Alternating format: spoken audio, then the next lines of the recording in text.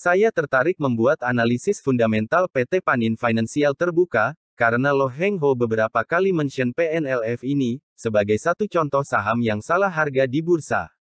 Harganya sangat murah dibandingkan dengan harga wajarnya. Hal ini ditunjukkan dengan PBV sebesar 0,21. Kinerja juga bagus. Karena itu LKH invest di saham ini dan masih hold sampai sekarang. Beliau menunggu sampai harga kembali ke harga wajar sebelum dijual. Tentu bagi banyak investor di Indonesia, meniru langkah LKH sebagai Warren Buffett-nya Indonesia, mungkin bukanlah ide yang buruk.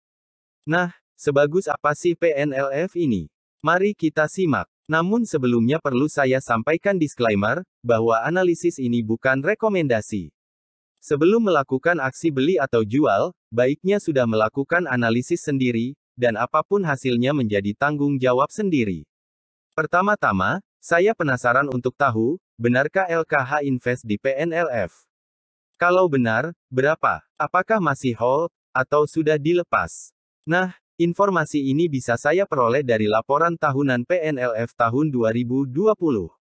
Laporan tahunan 2021 belum keluar, mungkin nanti sekitar bulan Juni tahun 2022 baru keluar. Jadi laporan tahunan paling update yang bisa kita jadikan acuan saat ini adalah yang 2020.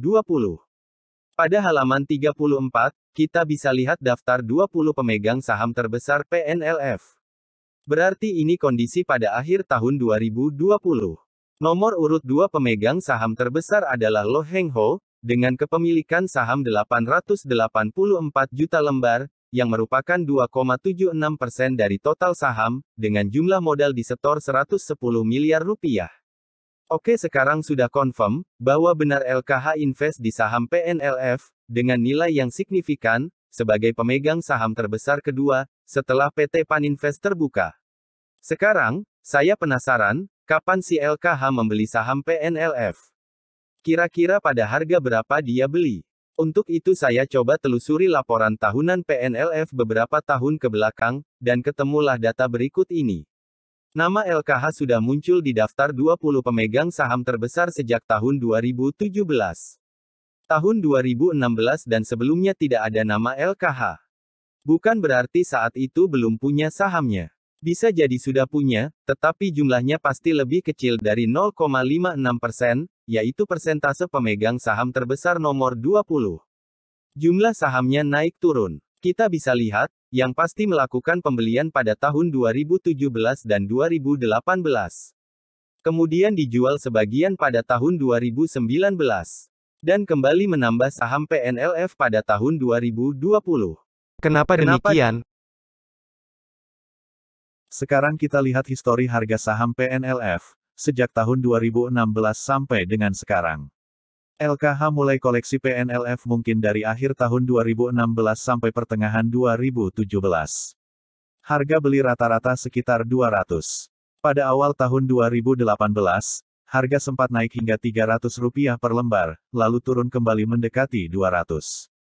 Kalau melihat karakter LKH, yang suka membeli pada saat harga diskon, istilahnya mobil Mercy dijual pada harga Avanza, maka tebakan saya beliau membeli pada saat harga di bawah, yaitu mendekati 200. Kemudian kita bisa lihat, pada Q4 2018, harga kembali naik ke sekitar 300. Dan awal 2019, naik terus bahkan sampai lebih dari 400. Melihat histori ini, saya menebak bahwa LKH menjual sebagian sahamnya pada harga sekitar 400 ini. Lalu tahun 2020, harga kembali turun terus sampai di bawah 200. Bahkan bulan Maret tahun 2020, saat pandemi COVID-19 mulai di Indonesia, harga paling rendah sudah sekitar 150. Dugaan saya, kembali LKH melakukan pembelian di sini. Hal ini sesuai dengan salah satu nasihatnya, yaitu selalu membeli pada saat krisis.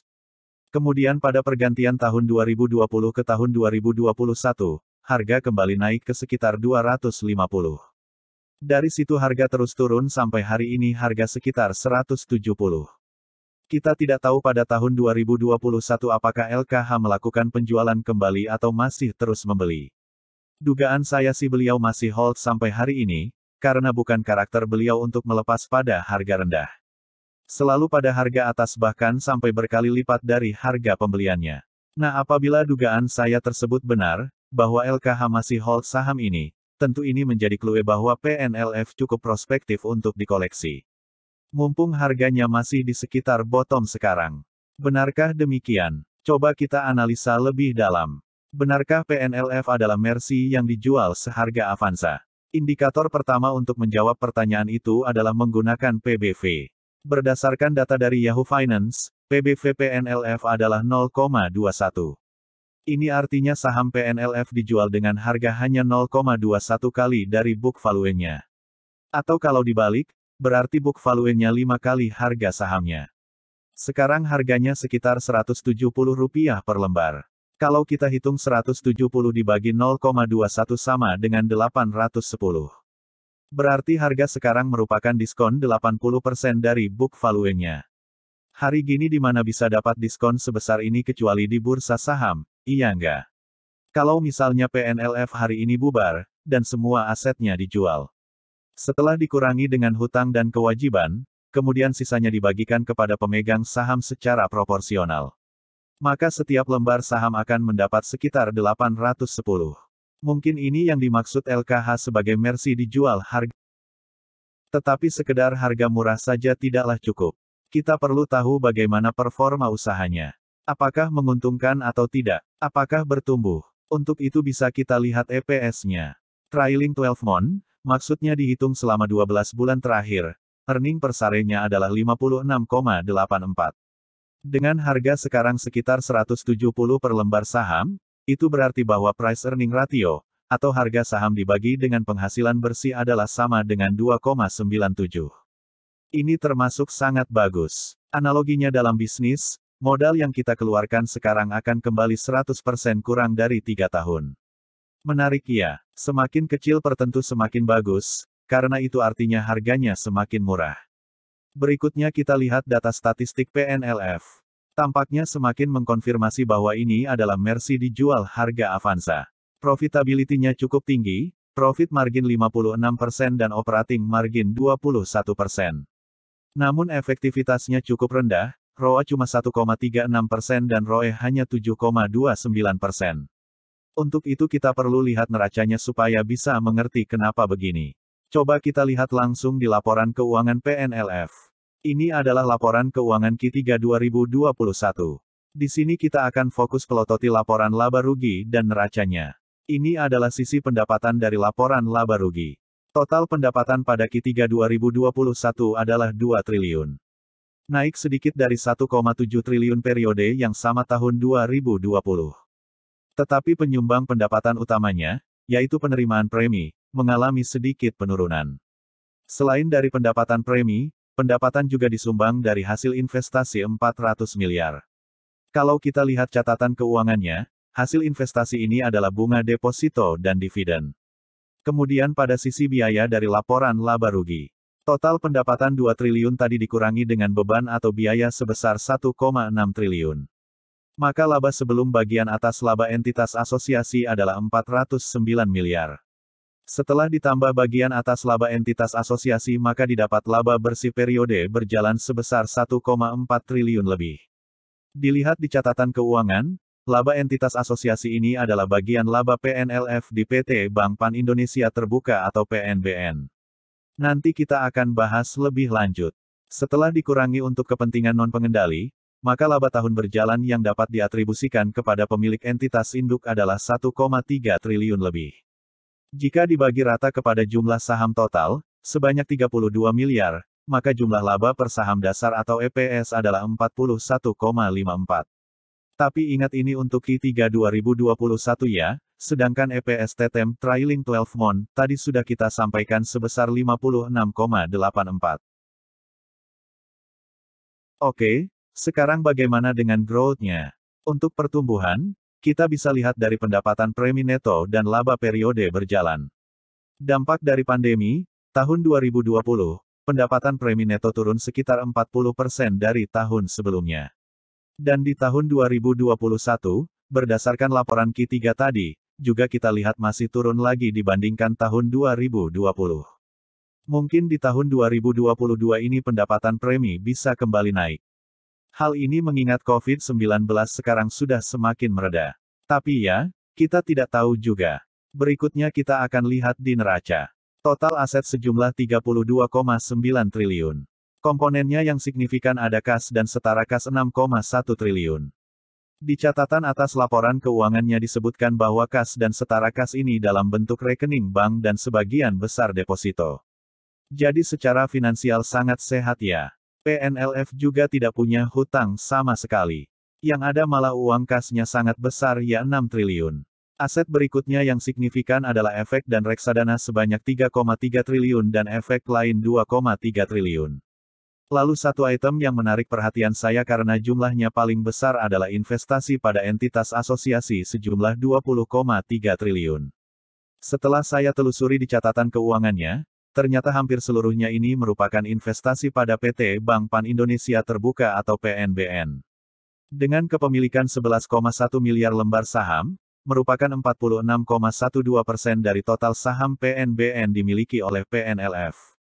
Ini membuat saya bertanya-tanya, apakah investasi pada entitas asosiasi ini sesuatu yang baik dan positif atau sebaliknya? Dari historinya kita tahu bahwa PNLF memang punya profitabilitas yang tinggi dan sudah lama tidak membagi dividen. Pasti retain earning atau laba ditahannya sangat besar. Kemana ditaruhnya? Nah ternyata sebagian besar ditaruh dalam bentuk investasi di PNBN tadi. Sekarang kita harus juga melakukan analisis investasi di PNBN ini. Price to book value PNBN adalah 0,43. Per-nya 6,32. Harganya 800. Sementara PNLF investasi di PNBN sebanyak 20 triliun rupiah dalam 11 miliar lembar saham. Berarti satu lembar saham senilai Rp1.812. Artinya investasi PNLF di PNBN sudah jatuh dari semula Rp1.812 per lembar saham, sekarang menjadi 800. Turun sekitar 60%.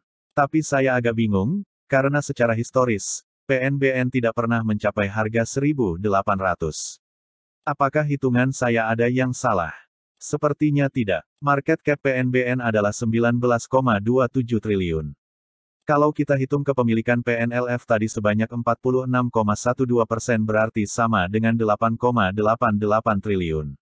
Investasi PNLF di PNBN tadi sebanyak 11 miliar lembar saham. Pada harga 800 berarti senilai 8,8 triliun. Kalau kita hitung, berarti sudah mengalami depresiasi nilai sebesar 11 triliun rupiah lebih. Wow, kalau benar, jangan-jangan PBV PNLF tidak benar 0,21. Coba kita hitung dengan memperhitungkan depresiasi investasi tadi. Jumlah ekuitas menurut laporan keuangan sebesar 28 triliun. Dikurangi depresiasi 11 triliun berarti jumlah ekuitas menjadi 17 triliun. Dari sini kita bisa hitung book value, yaitu 17 triliun dibagi dengan jumlah lembar saham 32 miliar. Kita dapat book value per lembar saham sama dengan 532. Terakhir kita bisa hitung PBV menjadi sama dengan 0,32. Tidak sebagus 0,21 sih, tapi masih lumayan. Oke, sebagai penutup bisa kita sumarikan. LKH benar invest di PNLF dan masih hold sebanyak 2,76%. LKH beli di harga 200 tahun 2017-2018. Tahun 2019 jual sebagian di harga 400. Dan beli lagi di harga 150 sampai 200 tahun 2020. PBV sangat murah yaitu sama dengan 0,21. Performa bagus yaitu per 2,97. PNLF nyaris tidak pernah bagi dividen. Sehingga laba ditahannya sangat besar. Ternyata diinvestasikan di PNBN yang sudah mengalami depresiasi nilai. PBV dengan memperhitungkan depresiasi investasi sama dengan 0,32. Dampak pandemik membuat penurunan usaha tahun 2020 dan 2021.